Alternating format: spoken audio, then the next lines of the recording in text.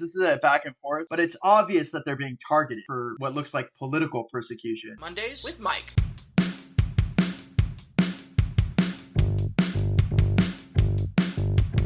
Mondays with Mike.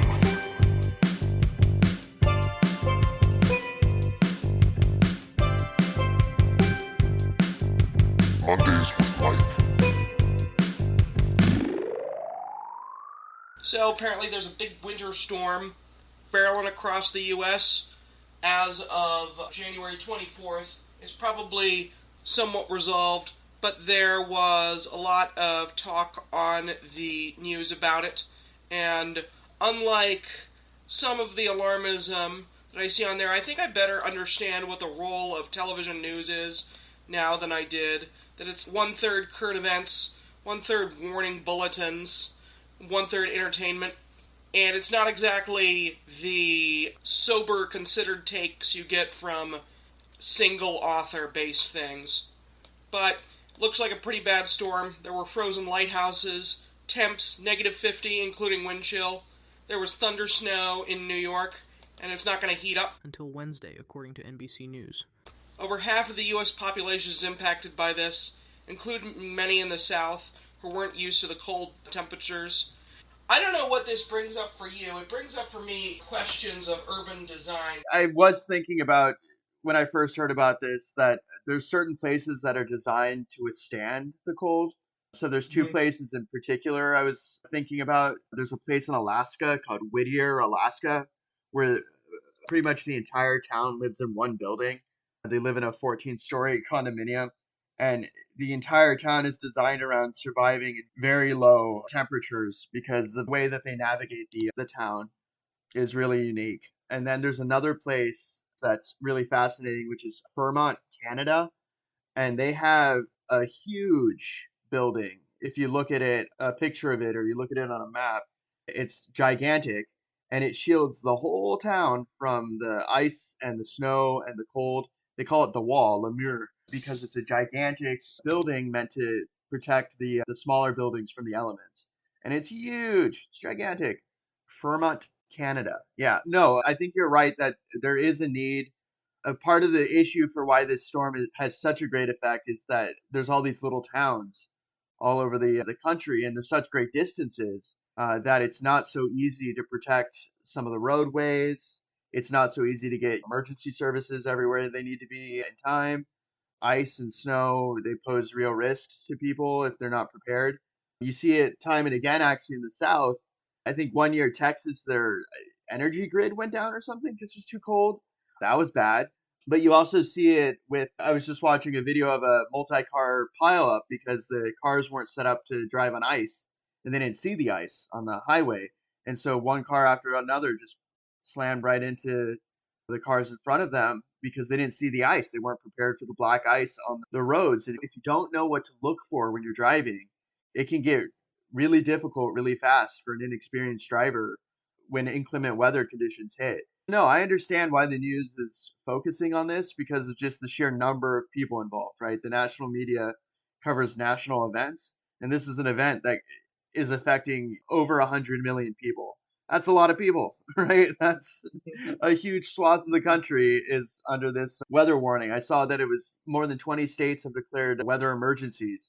If you want to get people to take something seriously, you make it seem serious. And in this case, I think this is serious enough to merit being discussed, right? In terms of being a weather event, just because of the sheer magnitude of it. Yeah, I think that you put it well when you say you have all these towns, they're all out by themselves, and it does create logistical cost incumbent in the suburban sprawl that we have is the logistical cost. Because, like, a suburban home, a great place, yeah, sure, a great place, I'd say, to kind of get away, go, and probably, most times, nobody's going to bug you. But at the same time, you're not, like, 30 minutes from a grocery store. Because I was thinking about, there are all these houses in the South, and during an extreme weather event, which we seem to be seeing more and more, are they prepared? They have to go through it. It's a whole big thing. but they're necessarily going to be isolated from their neighbors, largely isolated for a number of days. And just like going back in the course of human evolution, going back tens of thousands of years and prior, so like most of the human evolutionary timescale, I would think about how little the human is built for that. So we're not built for that. But like the built environment, that's the choice that most people are given, and the choice many people aspire after. I don't know. Do you think it's easier to care for people? Care for is not exactly the word. Do you think it's easier to logistically support people if they're concentrated in like smaller areas, even if we're talking like towns, if those towns are like linked by railroads? Do you think that would make this process easier and would make these crises less of crises? I do. So the reason for that is that cities concentrate services and resources. So if you need to go to a doctor, or you need to go to put out a fire, or you need help with just basic law enforcement, it's all there, right? The whole issue with some of these smaller towns is that there's no unanimity of agreement between these towns as to how money should be spent. The thing I think about when I think of small town America is that some of the highest paid public officials in the country, there's two groups that get paid the most. There's college professional sports coaches get paid a very high amount of money. Think the head basketball coach, head football coach at universities, they get paid a lot. And then the other group that gets paid just an exorbitant amount of money compared to some of the other public jobs that exist in the country are some people on councils. There's one city in California in particular I remember where they're getting six figures and in some cases seven-figure incomes. They were making over $1 million a year. Was that Commerce, California? Could I that have been? I'm not sure, but the point I'm making is that in some cities and some localities, the voters aren't as effective at keeping their elected representatives accountable to maintaining the roads well enough, making sure there's enough salt, making sure that everything works when it needs to work. What you get is this sort of inconsistent approach to some of these towns and some of these roads and some of these places, and that poses its own separate risk when these weather events occur.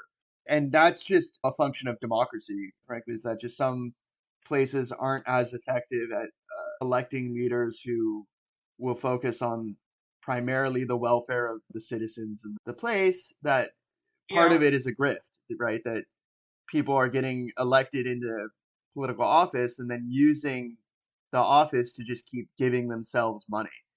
That's a whole issue. It's not common, but it does happen. And so that's one of the issues. The thing about major cities and major urban environments is it's much easier in an election because they have a much better reportage, as it were, the news reporters that focus on city politics, that actually go and read the stuff and do the news reporting and investigate. For some of these smaller towns, people can have a whole career going under the radar, right? If there's no, reporter or there's no auditor really paying any kind of attention, because technically it is legal, right? If there's no cap Yeah. on how much someone can be paid, if they just keep giving themselves raises every 6 months, every year, and it just keeps adding up over and over until eventually a third of the town's budget is just going to paying the council Yeah. or whatever. Like, the Uh-huh. point I'm making is that in the absence of this is why you need something like FEMA. You need something. This is where I have this disagreement with Trump, where he's, oh, just give all the money directly to the states. Some states aren't as good at allocating their resources. They're not as good or as kind, as it were, in allocating resources fairly to different parts of the states. That there's a lot of politics involved in who gets what when. And Yeah. ostensibly, the FEMA is not supposed to do that. It's supposed to see that there's a problem and then respond equally to everyone who needs help. Ostensibly, we've seen in the age of Trump too, the second term, that's not necessarily always the case. That there are political considerations made as to who gets the money and specifically how fast they get the resources, if they get the resources. That's the big Mhm. distinction that I've seen for this administration. is that there's a real animus, let's put it that way, towards helping states that didn't vote for Trump in the election in either the first or the second term. We're going to talk about that for one of the later topics, that you're seeing a much greater allocation of certain kinds of resources in places that Trump's not happy with, and what's happening because of that. But that's a different topic. But in terms of this topic, there's definitely partisanship for giving emergency aid to places that need it after a natural disaster and inclement weather. It's just the way it is.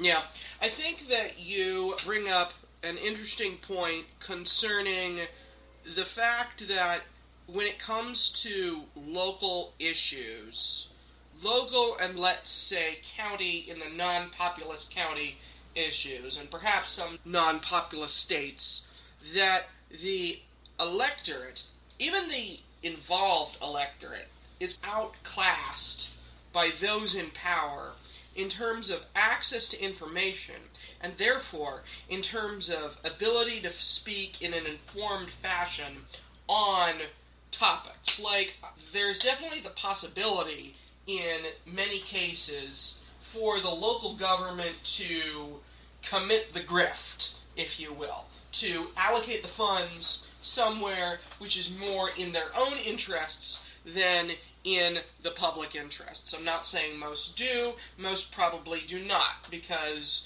like being on a city council or a school board, you don't make that much money. It's mostly public service, and it's a good place for aspiring like state legislator to go in the first place. What I am saying, and separate from the grift, is just the outclass because of the lack of reporting on these things. We have lots of reporting into the lives of celebrities or famous YouTubers, but not as much into what's your local city doing.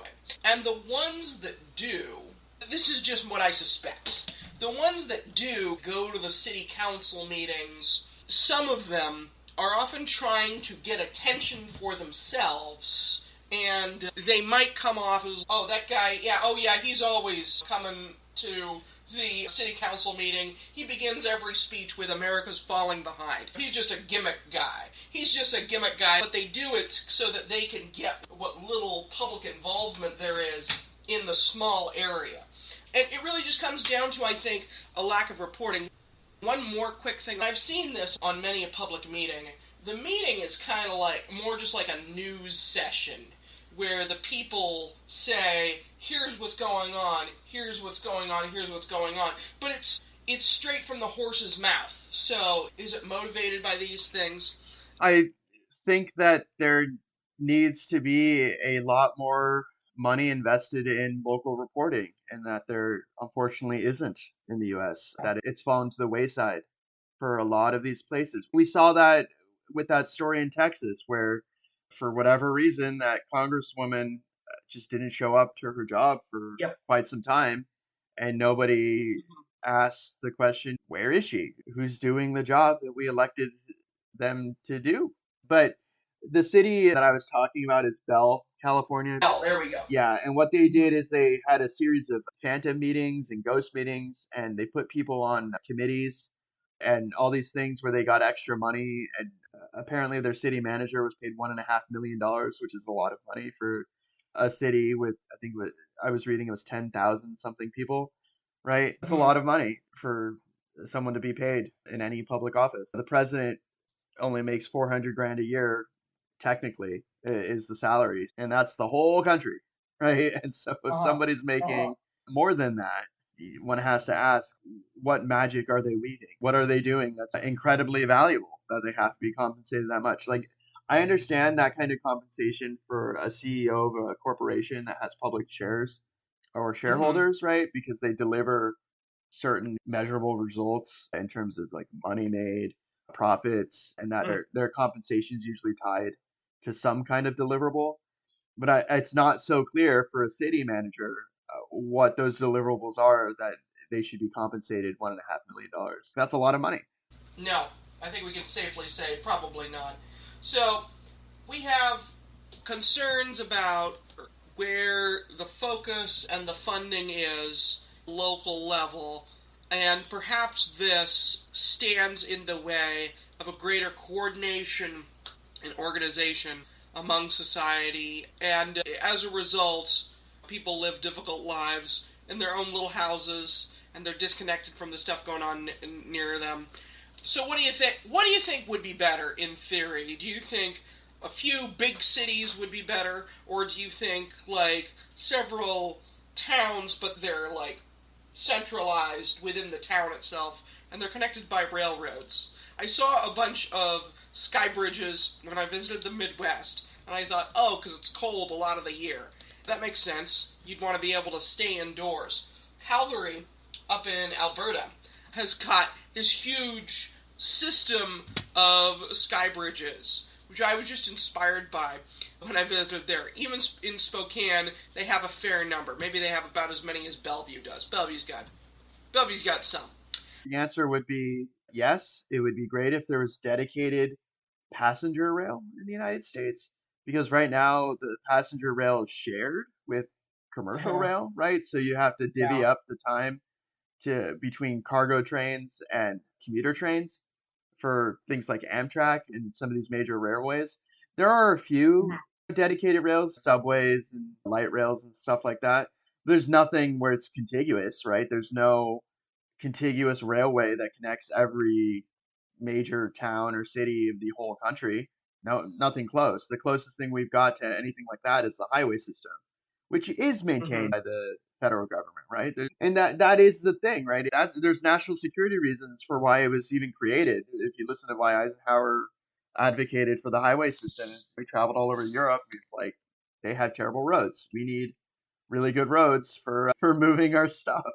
Yes. Same argument could be made for rail, that we need to have rail that touches pretty much every corner of the continental US, even maybe through Canada up to Alaska, to ensure that we are able to get people and things to places fast enough, because it is a very big country.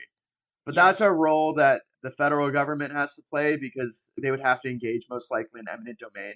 That's what they did for the highways to make sure they got built, is they had to use eminent domain to, give people the boot, say we're going to pay you a bunch of money so you move out of the way and we can build this highway.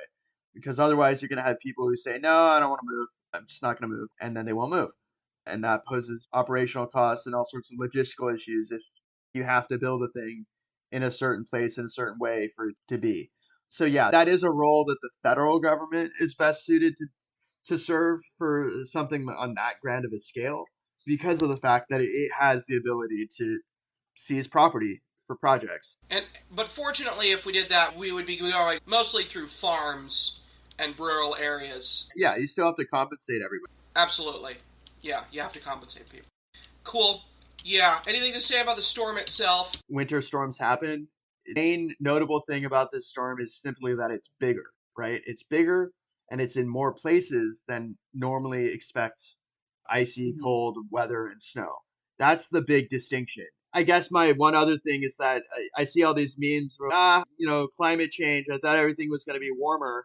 No, that's not what climate change is. What climate change is, that weather patterns are changing. It's a change. It's different.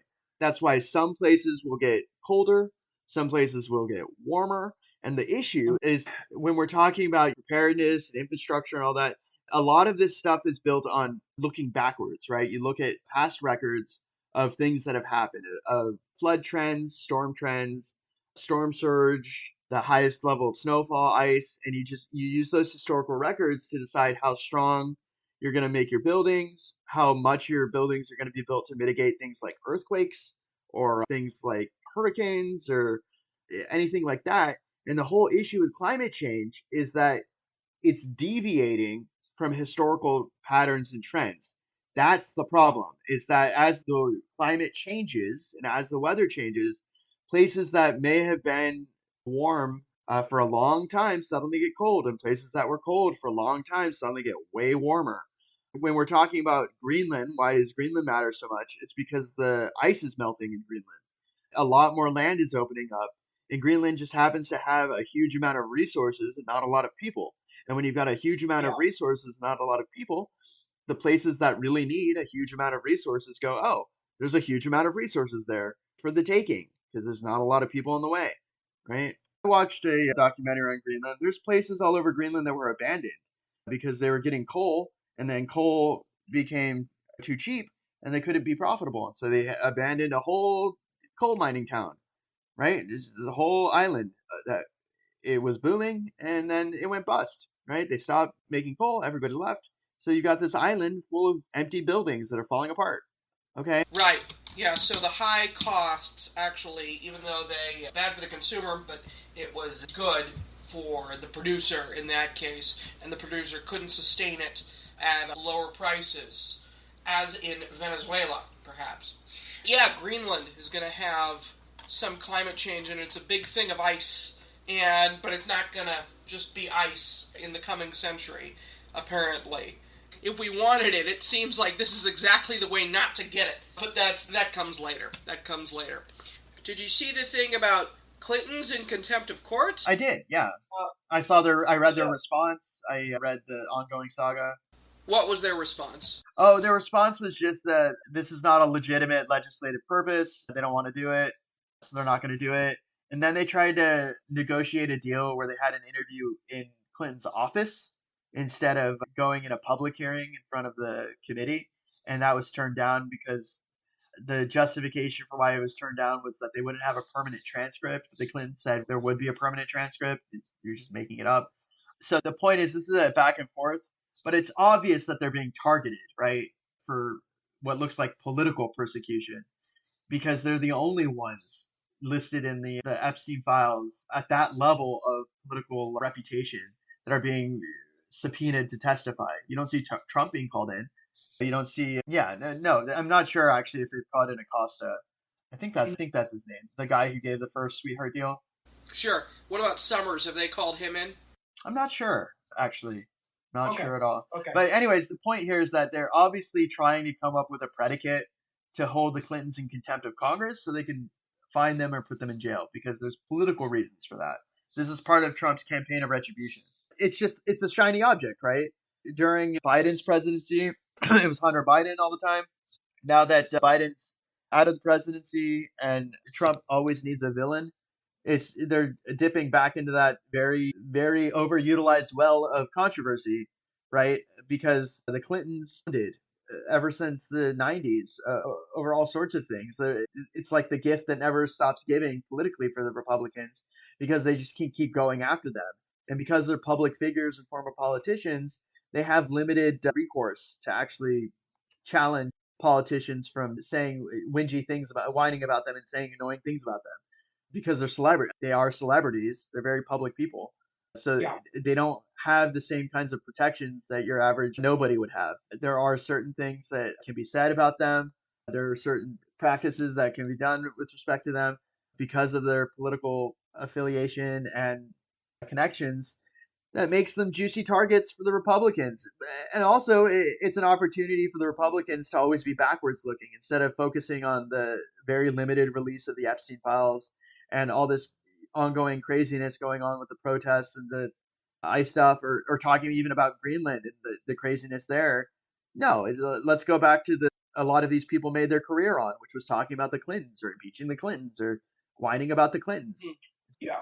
There's a whole media landscape that's been built around the Clintons, talking about them, writing books about them, making documentaries about them. It just never stops because there's money to be made. Wouldn't you think, as I would, that if the Clintons, either of them or both, were jailed, just how much upwelling of popular support for them would result from that? Because clearly it would be a witch trial, and I just don't get it. I just don't get this constant looking for conflict. It's the shiny object. Look, they're trying to create any distraction they can. So going into Venezuela, seizing Maduro, and putting him in U.S. custody, they're not talking about the Epstein files anymore. Talking about invading Greenland and using military force to disband NATO and to scare everybody. And those Greenlanders won't give up their big chunk of ice. Not talking about the Epstein files anymore. We're talking about the Clintons and holding the Clintons in contempt because they won't talk about the Epstein files. Not talking about Trump being in the Epstein files anymore. They're talking about The Clintons, like they're trying a lot of different strategies to weasel their way out of one, releasing the files in full, because it looks like that's not happening or it's not going to happen for a long time. Or two, they're trying to distract what's within the files towards Clinton so that they distract away from everything that mentions Trump in those files. That's what it looks like to me. That they're trying to engage in the politics of distraction. Today, my administration is announcing the creation of the January 7th Committee, referring to January 7th, 1999, the Clinton impeachment trial, where he should have been found guilty. Everybody knew he was guilty, but 50 senators voted not guilty, not good. We are opening 50 investigations into those 50 senators. Just like, where does the pettiness end? By the way, that was false. That was not what Trump said. But I wouldn't be surprised. It's What was just Clinton's famous phrase? It depends on what the definition of is, or something like that, if I recall correctly, where he testified and used squirrely weasel words to try and. yeah, yeah. He was a slick one, no doubt about it. But does he deserve what came at him? I don't think so. Look, again, that was so. If you look at what happened, if you really want to know why the financial crisis happened, it's because of the Clinton impeachment. That the Republicans were using the impeachment as leverage to try and push through certain laws. The big one was to deregulate the banks so that they didn't have to be separate, where the commercial investment and the savings had to be separate. They tried to combine them and to reduce the amount of reserve that they had to have at any time so that they could free up their money. That's what led in part to subprime mortgages, and they were acting as investment bank. Anyway, the whole thing, I don't know why they're doing it now because the Clintons are out of power. I think it's just distraction. But I do know for the impeachment that it was for leverage, that they were using it for political leverage to push through a bunch of legislation that Clinton signed. If you look at the last few months of Clinton's presidency, when he skated by with, I think it was one or two votes less than needed for him to get removed from office, he was a very adept politician. He hammered out a bunch of deals to pass certain types of legislation. I'll say this much for Trump. He's also a very adept political operator. Like, he knows where to squeeze, right? He understands how to keep the Republicans in line. Look at how effectively he's managed to keep them from just criticizing him in any meaningful way, of holding him in check in any meaningful way for anything that he's done. I can't name a single thing right now that the Republicans have done to actually rebuke him in any significant way, other than maybe one of the shutdown votes, one of the first ones where they passed that CR. But like, I'm really struggling to see a point where the Republicans have exercised any real authority to hinder or to stop some of the egregious things that are happening. I haven't seen it. Okay, now on to Trump declares victory on Greenland. So Trump said at Davos that the U.S. will have total access, but the issues of sovereignty over Greenland, I wrote remain unsettled, might say I don't know that they have been addressed in terms of a resolution. Denmark still says that there will be no negotiation on sovereignty. Yeah, let's go with why does Trump want Greenland? Oh, that's an easy answer. It's the resources, it's money. If you look at a lot of the different moves that Trump's making, it's to secure money and resources after the presidency. So if you look at the Board of Peace, he's installed as like the chairman for life or something. The point is that there's an eye on the exits, and one of the things that second term presidents focus on is after, right? Is what to do after being president. And Trump's a businessman. He makes a lot of money. He's made a lot of money. And one way to make money is to own access to resources, to mineral rights. But the way to get access to those things is to own Greenland first. National security is the stated justification, but that stated justification doesn't make any sense because the United States at one point had 17 bases on Greenland during World War II and after World War II for a while. And we have a treaty with them that says we can pretty much have as many military assets and stuff as we want in Greenland for however long we want. Like, we have a treaty with them already. When he goes, oh, it's psychological that he needs to own it, not lease it, because that gives you reason to defend it. No, we've got bases all over the world, okay? All over Europe. We've got bases at the DMZ, in the border between North Korea and South Korea. There's all sorts of places where the United States is unambiguously leasing land that they're then defending for very clear national security reasons. So I think the reason this is common with Trump that you have to come up with some stated reason to make it seem legitimate so that the other reason can be put into play. For example, Gaza is the one I'm thinking of where the plan is to rebuild Gaza with resorts and skyscrapers and hotels. And do you remember that AI video they did where everyone was like dancing and laughing and happy in a rebuilt Gaza? Unfortunately, that AI video is burned into my brain, yeah. Where they're praising Trump and the golden statue of Trump. And then there are those people in bikinis with long beards. Who even knows what that was? Who knows? But that video, that's what I think of when I think of, was the ceasefire really about a ceasefire or peace? Or was it about putting in this resort hotel thing, the AI video? And same deal with Greenland. I think there's something else going on there. That there's a lot of resources, these rare earth minerals and other things in Greenland that are just ripe to be exploited. There's not a lot of people in Greenland. It's not like they're exploiting them. And part of the reason that these resources aren't being exploited right now has to do with the climate change, with the environment, that a lot of this stuff's buried under ice. I'm not sure you've noticed, but the Trump administration doesn't really care all that much about climate change. He hates windmills. He doesn't like green technology. He's opened up Anwar for drilling and oiling rights and all sorts of things. There's a whole list of things where it's like, oh, they really do not care about climate change. That's where he wants to make Greenland green instead of being covered in ice. Oh, jeez. Did you think of that one? That's a good one. That's a good one.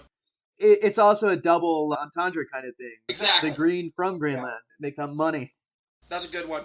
But anyways, that's the whole point, is if the history of the United States is any indication, land conquest is to exploit the resources and to pave the way for industry and capitalism, right? Everything he does to make his friends richer and himself rich if he can, but definitely to make his friends and donors and people richer.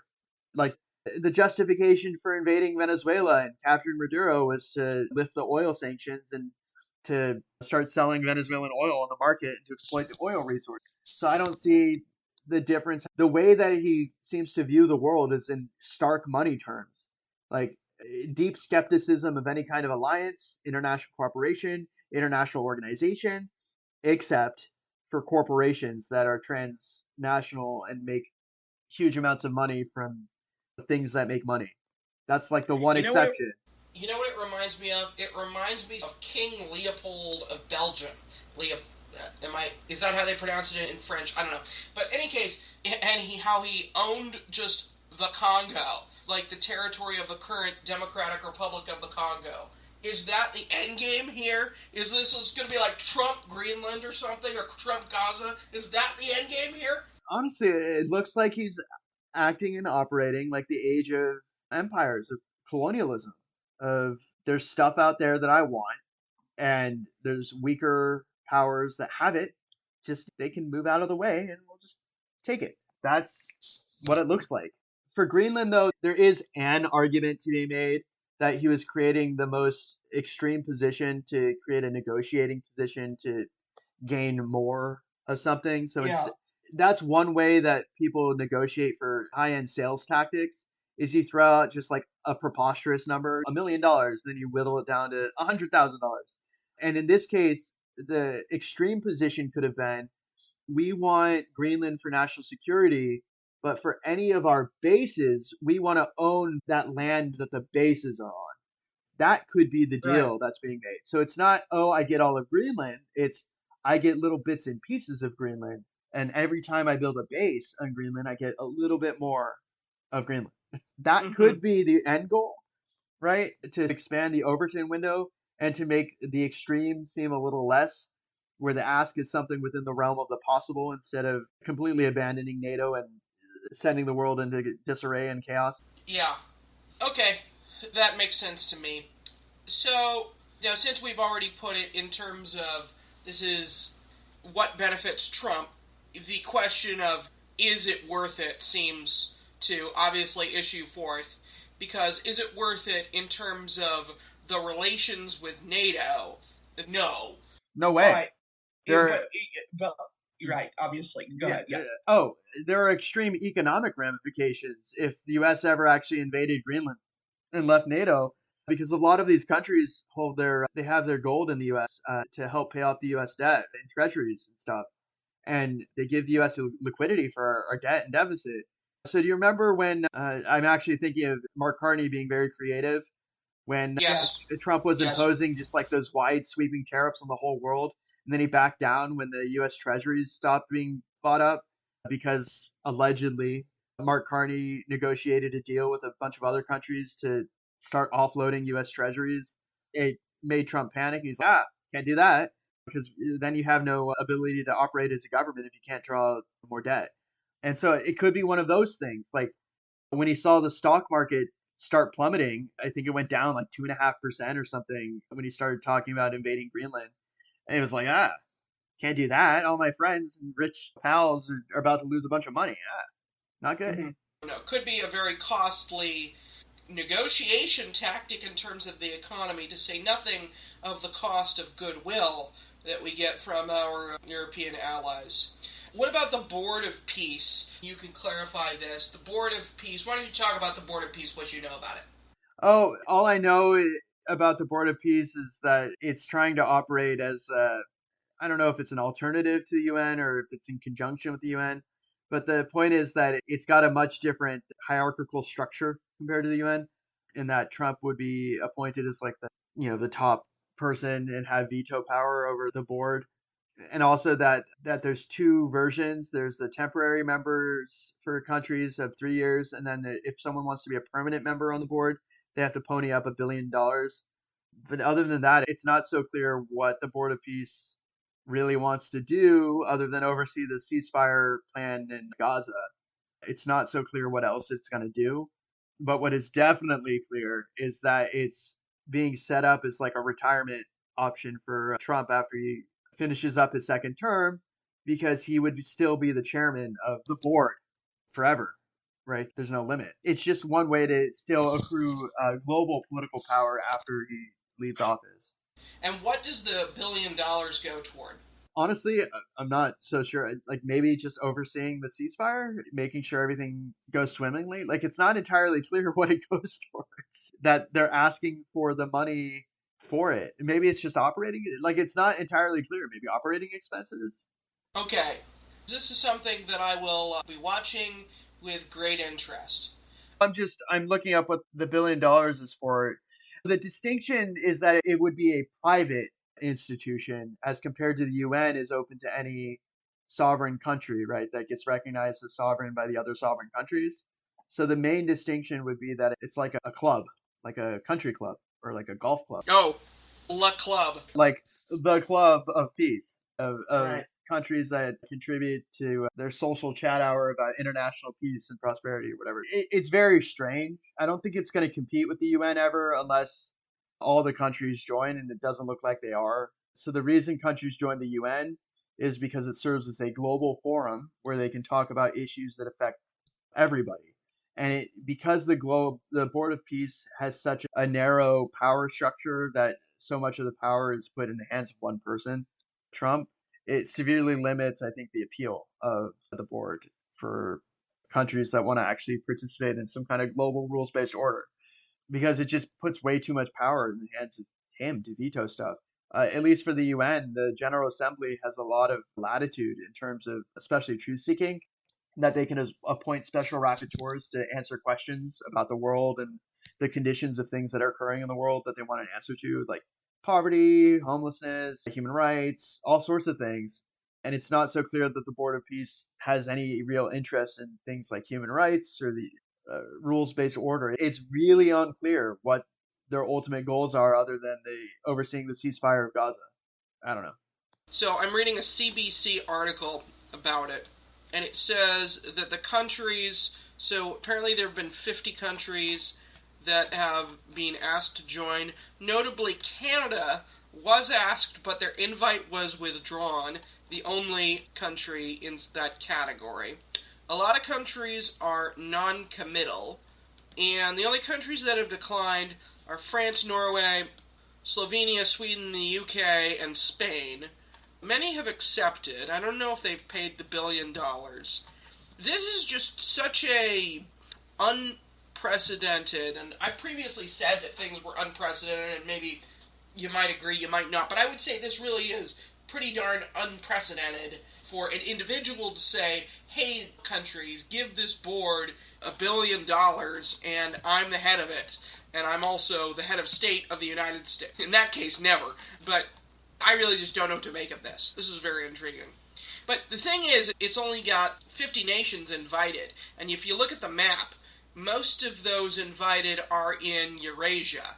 Only two, Egypt and Morocco, in Africa.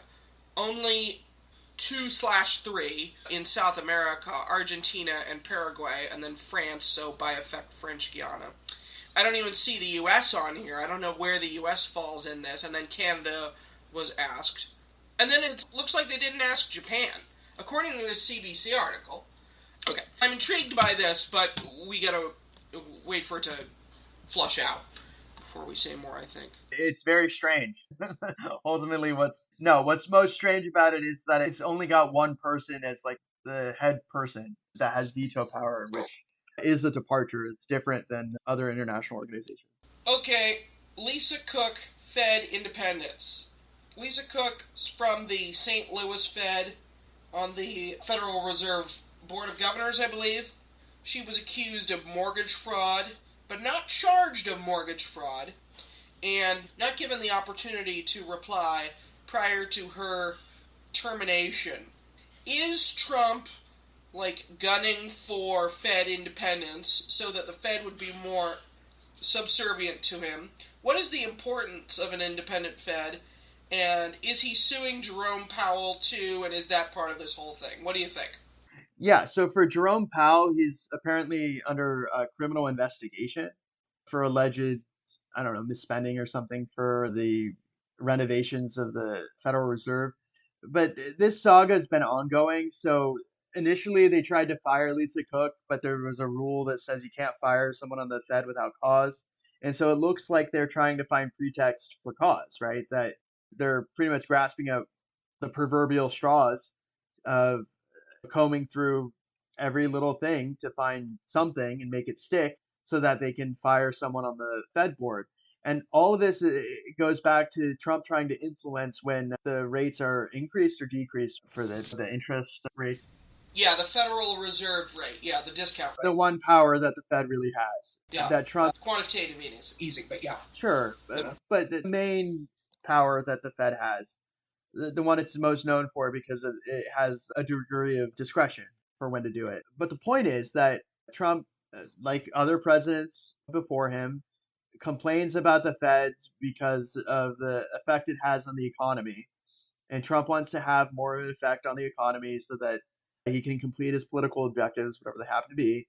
And so this looks like manipulation of the Fed. That's what it looks like from just me as a lay observer with a degree in political science, that the Fed is an independent institution by design because it has to create trust. The economy is a trust-based system.